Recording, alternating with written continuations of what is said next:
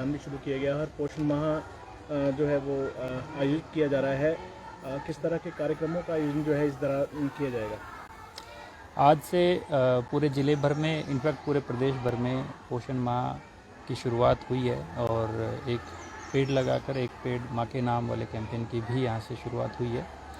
पोषण माह के इस पूरे महीने में सभी आंगनवाड़ी केंद्रों पर, पंचायतों में पोषण संबंधी जो हमारी जानकारी है उसको भी बताया जाएगा। ब्लॉक स्तर पर CDPOs के माध्यम से ब्लॉक्स में BDOs एंड प्रधान सब लोगों को इन्वॉल्व करते हुए पोषण देश हम सब के लिए कितना इम्पॉर्टेंट है उसकी IEC के बारे में सबको जागरूक भी इसमें किया जाएगा। आप इस चीज़ को अब जैसे जैसे हम प्रगति कर रहे हैं तो ये सबके ध्यान में भी आ रहा है कि पोषण शुरुआती उम्र में बच्चे के लिए कितना महत्वपूर्ण है। आप अगर इसका कुछ एस्टिमेट से अंदाज़ा भी लगाते हैं तो आप देखेंगे कि एक बच्चा अपने जितने उसकी अडल्ट उसको हाइट गेन करनी होती है वो अपने जब 2 साल की जो हाइट उसकी होती है उसकी डबल होती है। तो अगर जैसे 2 साल में कोई बच्चा 100 सेंटीमीटर का है तो जब वो बड़ा अडल्ट होगा तो लगभग 200 सेंटीमीटर की हाइट होगी। मतलब 2 साल में उस बच्चे की हाइट फिक्स हो गई एक तरीके से, मान के चलो आप।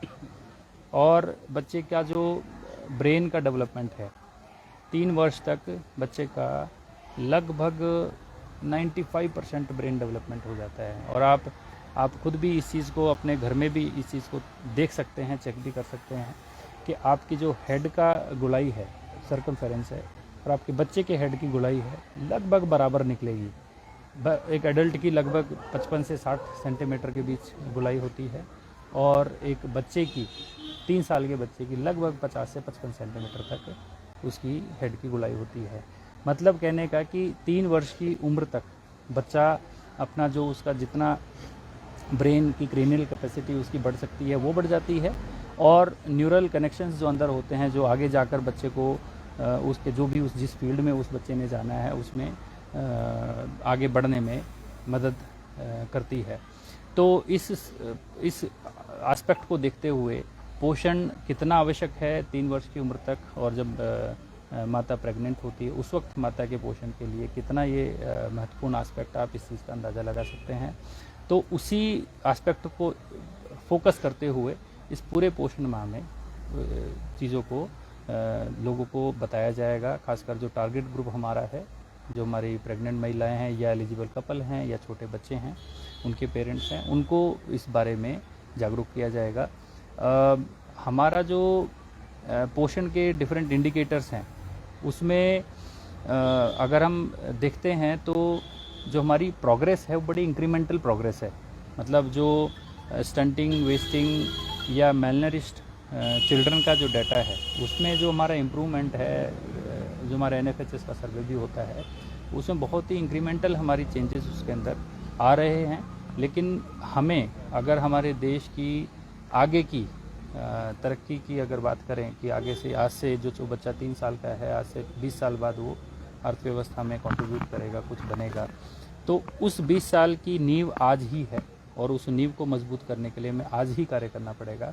तो इसी उद्देश्य के साथ पोषण माह का सेलिब्रेशन किया जा रहा है और मुझे उम्मीद है कि हमारा जो ICDS विभाग है, DPO साहब की अगुवाई में अलग अलग विभागों के साथ मिलकर कोऑर्डिनेशन के साथ इस पूरे महीने में IEC को एकदम ग्रास रूट लेवल पर, एकदम हाउस होल्ड स्तर पर उसको डिसेमिनेट करने में कामयाब होंगे।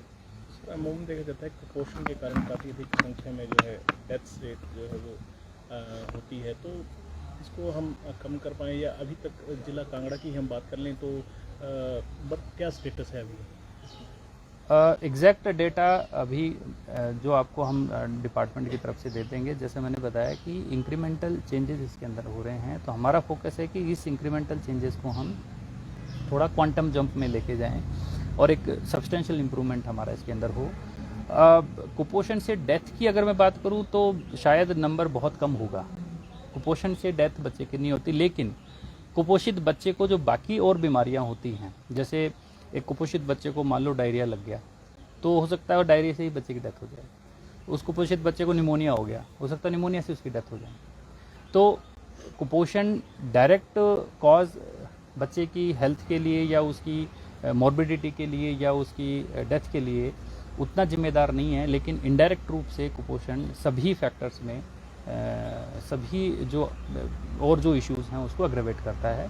तो जो इसके बारे में यही कहूँगा कि अगर बच्चे का पोषण ठीक हो तो शायद बच्चा जो भी हम एक्सटर्नल उसको सपोर्ट दें उसको तुरंत रिस्पॉन्ड करेगा और जो भी बीमारी है उसमें से वो जल्दी रिकवर होके दुरुस्त होगा और आगे जब उसकी एडल्ट ग्रोथ होगी वो भी अच्छी होगी। हमसे जुड़े रहने के लिए हमारे YouTube चैनल को सब्सक्राइब करें और नई वीडियो की नोटिफिकेशन के लिए बेल आइकॉन को दबाएं। अगर आप ये वीडियो Facebook पर देख रहे हैं तो लाइक जरूर करें और ज्यादा से ज्यादा शेयर करें। इसी तरह के और भी अपडेट्स के लिए फॉलो करें हमारा Instagram पेज himachal.ke।